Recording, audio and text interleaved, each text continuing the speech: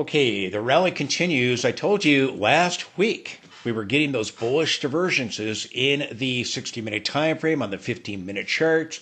That again, I predicted that we would get a rebound back up to get a right shoulder. Now, some people don't hear very good. They have selective hearing. Last weekend's video, I went through it in great length and detail on Friday and on Thursday, talking about the rally for a right shoulder. People contact me, we're rallying up. Hello? That's what I warned would happen to get the right shoulder. Incredible how people cherry pick what they want to hear. Because I'm predicting that we're going to crash into a January low, they don't hear that I'm saying we're going to rally back up and get a right shoulder. Maybe fill the gaps. They only hear the part about that we're going to crash down 26 to 30% down to January low. They don't hear that, hey, we're setting up a head and shoulders pattern just like what Bitcoin did before it collapsed 36%. Now has already confirmed a bear market in the weekly time frame. Stock market's right behind it. Incredible to me how people cherry pick what they want to hear. In the rally that I predicted last week, the Dow was up 300 and almost 15 points, up 0.67%. The S&P is up 0.69%. Up 46 points, almost 47 points, back above 6,800. NASDAQ up 189 points, up 0.82%. The Russell up 0.82%. The VIX was down 7.38%. Warned you we would get a Thanksgiving rally this week, that I thought that would be the case. It is. Now that we get it, I warned it was happening, and then people, get in disbelief. Oh, we're getting a rally. Well, what the indicators said would happen based on the divergences in the intraday time frames. Absolutely incredible. The rally earlier in the week, the AI trade's back on with Alphabet, and such AI stock is rallying. There's no AI bubble. And then we get the other narrative, the December cut, here we go, the Fed. The December cut's back on. Again, the Fed's going to cut, in my opinion. If they don't, they're fools. Not to start a recession. I believe the recession will start either in December or January. In my personal opinion, I have the guts to tell you what I think. Very few people do. I think we're going to crash into January. We're going to play catch up to Bitcoin. And by January, the Fed is going to panic and we're going to get jumbo. They're going to do an emergency meeting in January, sometime in the first 3 weeks. And they're going to do start jumbo rate cuts. That's what they do. We kick off the bear market as it starts to price in the recession. That's what they've done in the past. This is what I'm basing that on, is what I've seen in history, what the Fed do. I think I'll be correct. Very few people have the guts to tell you exactly what they think. Those people predict things after they already happen. Talk about how obvious a bottom was, or how obvious a top was. Obvious the Fed had to cut rates because recession was about to happen, which people are telling us, the experts, the economists, they're telling us we're not going to have a recession. The Fed's telling us we're not going to have a recession. Powell said last December, it's clear we've avoided a recession. Most economists are predicting a very rosy 2026. The recession indicators are saying otherwise. I believe the recession indicators. The Fed does not believe the recession indicators. They dismiss them. We have the Thanksgiving Day holiday in the U.S. Market will be closed. We'll have an abbreviated session on Friday the 28th. So for the balance of the week, get a half a session there, okay? Forming the right shoulders, in my personal opinion, that's what I think is happening. And this 4-day winning streak, this rally up, be watching. I believe they're letting the retail investors run it back up, and the institutions are going to come back and sell into the rally. All over social media, the rally, we're going to be at new highs. And again, we're likely forming this head and shoulders pattern, as I've talked about. Don't forget, by Friday's close, we end the monthly trading, and then next week we start the new month in December. We'll be looking at those monthly closes closely. Wednesday, we'll get the ADP private payrolls. Going into next week, we'll get the ISM manufacturing, ISM services data. We're supposed to get the jobs report on Friday. It's not listed here on the economic calendar. We're supposed to get the inflation data December 5th. I don't know if they just haven't updated it or if that has been delayed. Usually the first Friday of the month you get that jobs report, but what I'm seeing on the internet is it's going to be December 16th, which would be about a week and a half delay. So we'll see what happens. We're going to get that Fed meeting. I think it's December 10th. We'll be watching the government plays catch up with the economic data. Now, currently, the Fed's target rate is 375 to 400 basis points. We have the December 10th meeting coming up. And currently, again, this is what we rallied on this week. Currently, expectations are that we're going to have an 84.9% chance that we get a quarter point cut. Then the market expects that the Fed's going to stop in January. And we could get it in December or January, but they're going to stop and then pause. But you get one more cut based on Fed funds futures, based on the betting markets here. And then we don't see anything, or at least there's less than a 50% chance of that cut happening, that one quarter point cut. But by March, they think that we're only going to get one more cut. And then maybe one more later in the year in April or June. The probabilities are less than 50%. I'm telling you, by January, you're going to likely see the Fed do a quarter point cut. But by January, the Fed's going to panic. And you're going to see jumbo cuts begin. All of this data is going to go away. And this changes every single day. But again, predicting that based on what the Fed has done in the past when we kicked off other bear markets. And why do I think the S&P, NASDAQ are now starting a bear market? Well, Bitcoin has already confirmed one. It happened back in 2021. NASDAQ and S&P peaked after Bitcoin, but they played catch up. And we had the 2022 crash. So again, I think we will get the cut, as I've said, and Powell trying to convince us they're taking the rate cut. And again, really, that the Fed's trying to convince us that it's because they're arrogant and they believe their own fairy tale. We've done, Powell talked about that they've done 2 cuts now, and they've supported the labor market. So now they're done. We've seen deterioration in the labor market, and you're going to see negative numbers coming down the pike here. And the Fed is going to start panicking. That's when you're going to get the jumbo cuts. And the stock market's going to begin to price in the recession. Bitcoin has already that dramatic drop, and the market is going to play catch up. So Fed Fund futures are saying, we'll get one more cut, maybe by April, the end of April of 2026. Get one cut, and then quarter point cut, and then the Fed's going to pause. Again, they're probably going to do a December cut, and by January they're going to have an emergency meeting, do jumbo cuts, and then at the end of January 28th here is the meeting on 2026, January 28th. Before that, they're going to do jumbo cuts. By the time we get that meeting, they'll do another jumbo cut. In March, they'll do another jumbo cut. Do some jumbo cuts, and then they'll go back to smaller cuts, and then they'll likely do more jumbo cuts. Because we're moving into recession, and eventually you're going to see another banking crisis rear its ugly head. Know that the Fed has now injected billions into the banks recently here, largest injection in 5 years, and that's because they're trying to stave off a banking crisis. They will not be successful.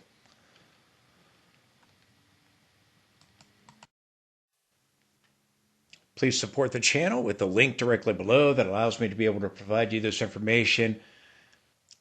If you could take a moment to partner with me, I would really appreciate that. I just ask you to do that, that you support the channel rather than trying to sell you a bunch of stuff you don't need. Follow the link below to take you to a secured site and you can donate any amount you want or make it a recurring donation. If you do that, I think if you could take a moment to help out here surrounding Thanksgiving, I would appreciate that. And be very thankful for that.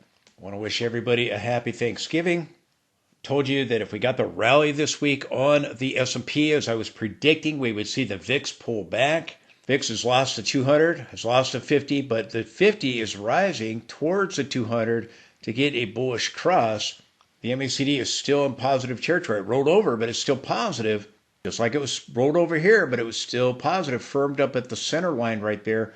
At the next leg down, that gave NASDAQ nearly a 9% drop. That gave the S&P about just under a 6% drop. Likely going to see the next wave of volatility once the right shoulder is complete. Now, I warned you that if I was correct about a right shoulder setting up, we could see signals try to turn back to bullish because we're going sideways. With the right shoulder, they were bullish, bearish, back to bullish with the head formation, back to bearish, bullish, back to bearish.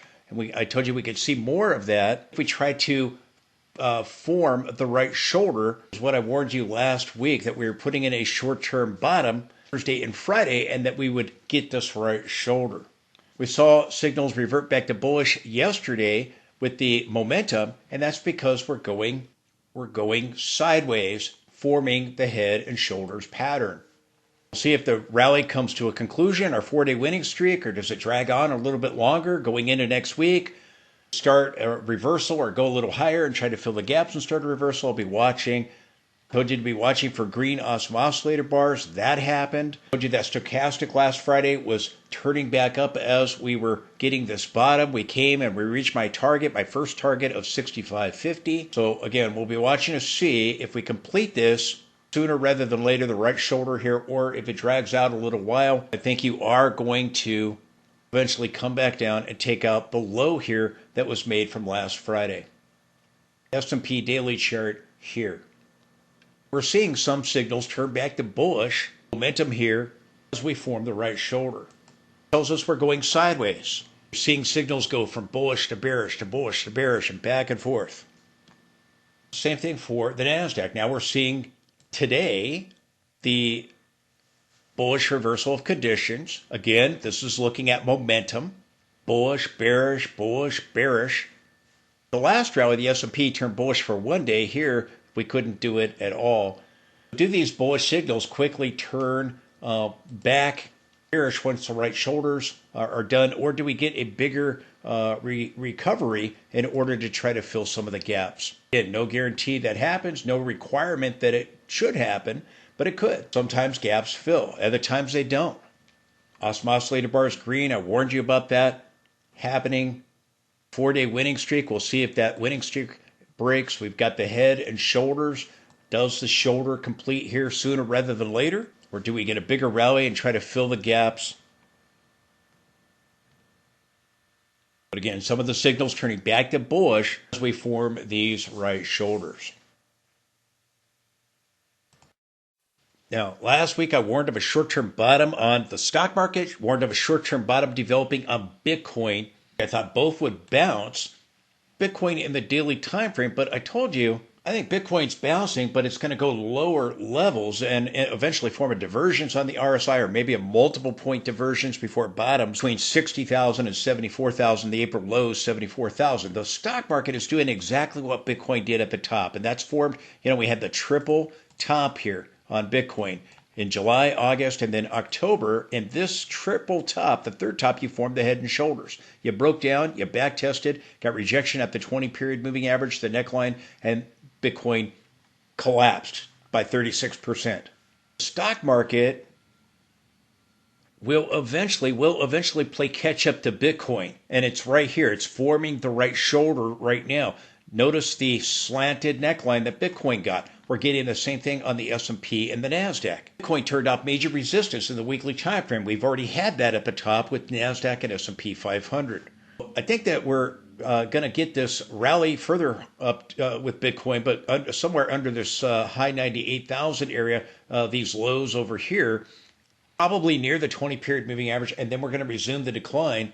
And Bitcoin trades round the clock, so it's going to be trading. Well, we get the abbreviated session with the market, and then we get the market being closed over the weekend. Bitcoin will eventually complete this, and maybe we get the selling into next week or shortly thereafter with the stock market and with Bitcoin. The institutions are likely going to come back and start selling the rally. Well, keep those head and shoulders in your mind as we look at the NASDAQ and the S&P.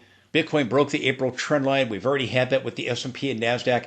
And that did form the right shoulder. We're getting the right shoulders right now on the S&P and the NASDAQ. S&P 500 was up 46 points, up 0.69% today. Again, we're doing exactly what I warned would happen, and that is a right shoulder to set up. Now, again, I talked about this bearish engulfing, but I told you, and we ended up dropping 5.79%, nearly 6%, but I told you up here we're going down to 65.50, which is this low over here from October 10th. Took it out slightly, but I told you we got this bearish engulfing. I told you I did not think it was going to play out. I told you I thought we'd bounce off the 100 period, the pink line, bounce off the cloud of support, which you can see right here, bounced surrounding the lower Bollinger Band. I talked about this last weekend and Thursday and Friday. We've had a 4-day rally. We can go up here to the 20 period, we can go up here to the previous high or exceed that level and try to fill some of these gaps. And we have the gap here at 68.52. We got another gap at 68.92. I don't know that we make it back up to fill that gap, but I am watching the gaps. And again, we don't have to fill them. We may not. This may be it. We're getting the rally that I predicted would happen, that the intraday charts, the 60-minute chart, the 50-minute chart warned us would happen. But I get amazed. I talk about this, and I have the guts to tell you what I think. I told you I thought we'd rally back up and get a right shoulder. And then people contacted me shocked, wanting me to know rallying back up. Do they not listen to what I'm saying? I have no idea. And again, some people, they have selective hearing. They only hear me say we're going to crash 26 to 30% by January. They don't hear, oh, we're going to bottom, we're going to rally, we're going to get this right shoulder, we're going to do what Bitcoin does.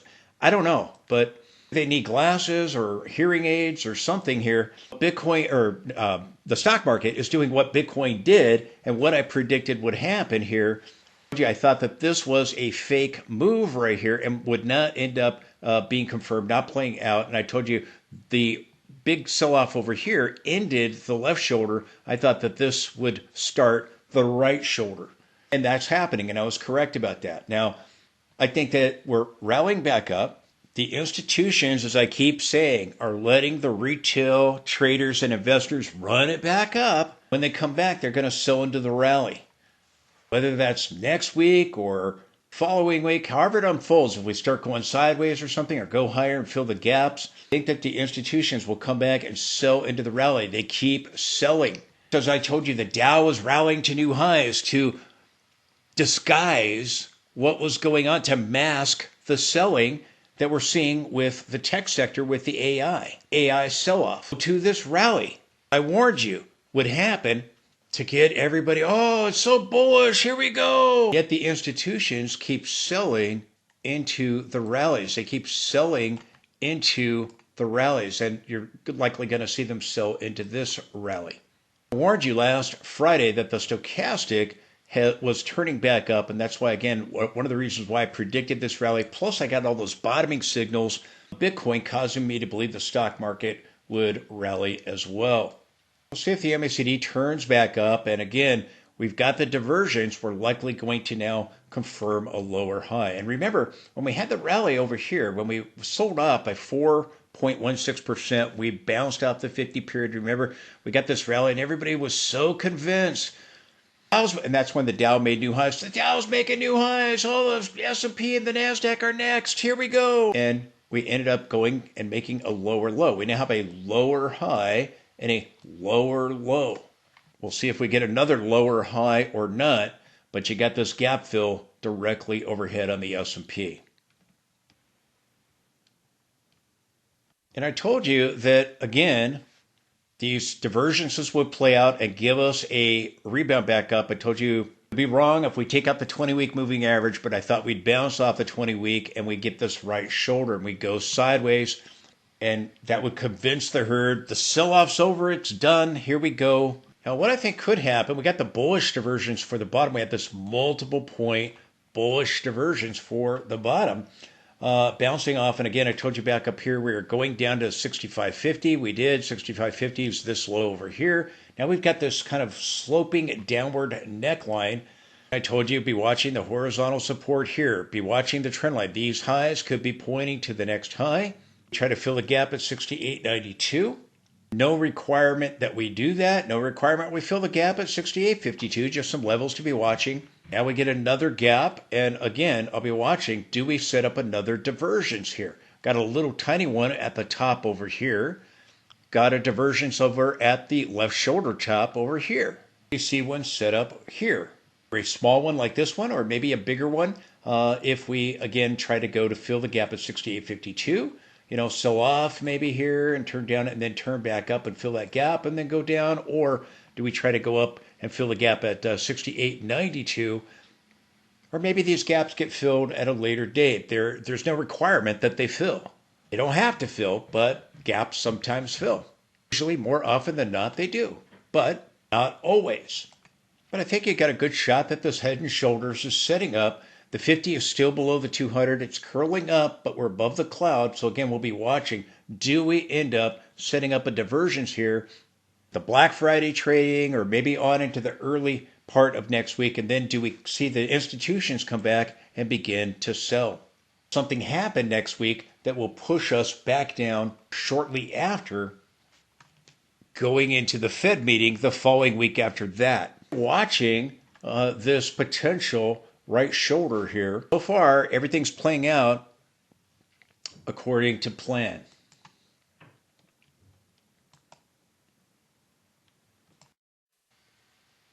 One thing I'll be watching as we go into the trading session there, the abbreviated trading session on Friday, we have a wide range bar followed by kind of a smaller range bar here, gapping higher. If you get a big, ugly sell-off, you've got a possible evening start. No guarantee that 3-day pattern sets up, but if we do reverse without filling the gap here directly overhead, then I'll be watching. Do you get some kind of sell-off? And will that push the 20 below the 50? We've already got the 10 below the 50. The green line's the 50. The 10's are red. The blue is the 20.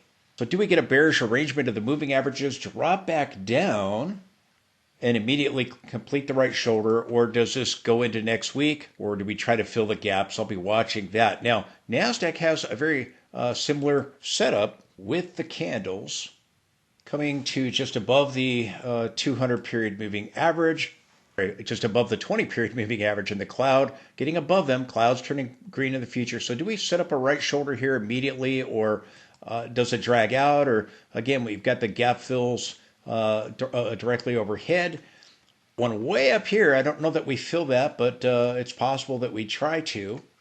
NASDAQ's dropped nearly 9%. I told you over here we had a hanging man going into the channel of resistance in the weekly time frame. We got a lower high, and then we saw this gap lower. It's a gap I'm watching there. If we can get above this gap right here, this gap fill over here, which again might terminate the rally, or possibly here with their candle of indecision. We got a spinning top on the NASDAQ. Same thing, if you start seeing a sell-off, then maybe you get an evening star. There's no guarantee. Listen carefully. There's no guarantee an evening star sets up, but it could. And just something to pay attention to. That would mean we'd have to get a sharp down day on the abbreviated session for Friday, on Black Friday. People are not going to be paying attention to the stock market on Black Friday. They're going to be out shopping and trying to, being online and out shopping in malls and going to stores and trying to get the deals. People stay home and avoid the crowds and just do it all online, but people are going to be shopping. We'll be watching to see what happens with the candlestick. But again, it might be that we go higher, or you drift sideways and eventually to form the divergences maybe at slightly higher levels, or much higher levels if we try to fill the gap up here on those 60-minute charts. I don't know that NASDAQ fills this gap, but it could. So I still think you got a really good shot at the head and shoulders patterns playing out. I told you we moved lower on last Friday, but you got the candle of indecision. I told you I didn't think the bearish engulfing candlestick would play out. I thought it would begin the right shoulder. Again, just as the wide range bar ended the left shoulder, I thought this bar would start the right shoulder and end the head formation, which it did. And right now we're at this level, just above this level or so. And again, we still may move higher. We'll be watching. We've got a 4-day winning streak. 10's below the 50. We'll see if that 20 drops below the 50, as I've said with S&P and here on NASDAQ. Told you the rally back up to get these right shoulders could turn signals back to bullish because we're going sideways. You're forming the head and shoulders. You're seeing signals turn bullish, bearish, bullish, bearish, back to bullish, and you're forming this head and shoulders, exactly what Bitcoin did. Again, I told you we'd rally. Here's NASDAQ 60-minute chart based on these bullish divergences that formed on the MACD and the RSI. I was correct. We got the rally back up with those bullish divergences. We've got the 50 below the 200 here. So again, I'm looking for this rally come to a conclusion. I've marked it here with our gap fill over here, and I should mark this gap right here. For this right shoulder or maybe higher, we go towards gap resistance or the gap fill higher. We'll see. You can have an unbalanced pattern. I got people tell me, oh, no, no, no, no. This is not a head and shoulders. It's qualified. We've moved higher on the S&P. And again, you can have lopsided patterns. You can have necklines that are sloping lower or sloping higher. There's people that want, perfection. It has to be the exact same peak, and they just get, that's just unrealistic. That's not what happens with head and shoulder patterns. They're not perfect, but again, people get in denial. We had this rally back up, and again, they were telling us over here, hey, the NASDAQ's going to be at new highs right here because the Dow's making new highs, and the NASDAQ went to new lows. I told you that was part of the head formation, the right side of the head formation. Now I believe we've got the right shoulder. I told you that might be a right shoulder, but I told you I doubt it. I think it's more part of the right side of the head formation. I told you back at the time, told you that's why I thought we were going to bounce down here, which we're now seeing happen. And people that told us, oh, here we go, the Dow's making new highs, NASDAQ, there's no AI bubble. I predicted this rally. Right shoulders would set up. Told you the herd is going to say the same thing they said over here. So again, I still think these patterns are still very, very much in play. We'll be watching. Do the 50 periods end up remaining below the 200 period like we saw with Bitcoin? We end up rallying, but then we end up dropping back below the 200, back below the 50. Bitcoin did that with its 4-hour chart. The 4-hour chart of Bitcoin, very similar to the 60-minute chart of the S&P 500 and NASDAQ, as Bitcoin trades around the clock. But again, when Bitcoin was forming the head and shoulders pattern, where it topped October 6th, we had the first leg down. We got the wave 2, went above that 200 period moving average. The 50 never made it back above the 200. Eventually, it dropped back below the 200 and the 50, and the bottom began to fall out of Bitcoin. It ended up dropping 36%. You'll likely see something similar here with the S&P 500 and the NASDAQ. As I've said, they're setting up this head and shoulders like Bitcoin. So too on the 60-minute charts of S&P and NASDAQ, and here's NASDAQ again, we could see the 50s remain below the 200 period, get above the 200 period here, form a peak, and then drop back below the 200, the black line, drop back below the 50, the green line, and then begin to see the head and shoulders begin to play out as we complete the right shoulder. Same thing for the S&P. Again, you could see a peak, maybe form a divergence, but then begin to drop back down. Or we could drop down immediately. That's possible. But I'll be watching to see if we form a divergence. I have very, very light trading volume on Friday, and then we'll see what happens going into next week. We end up forming a peak and then dropping back below the 200, dropping back below the 50, and getting this right shoulder, this head and shoulder formation setting up very similar to what we saw on the Bitcoin 4-hour chart, very similar to what we saw on the Bitcoin daily chart that I keep showing you.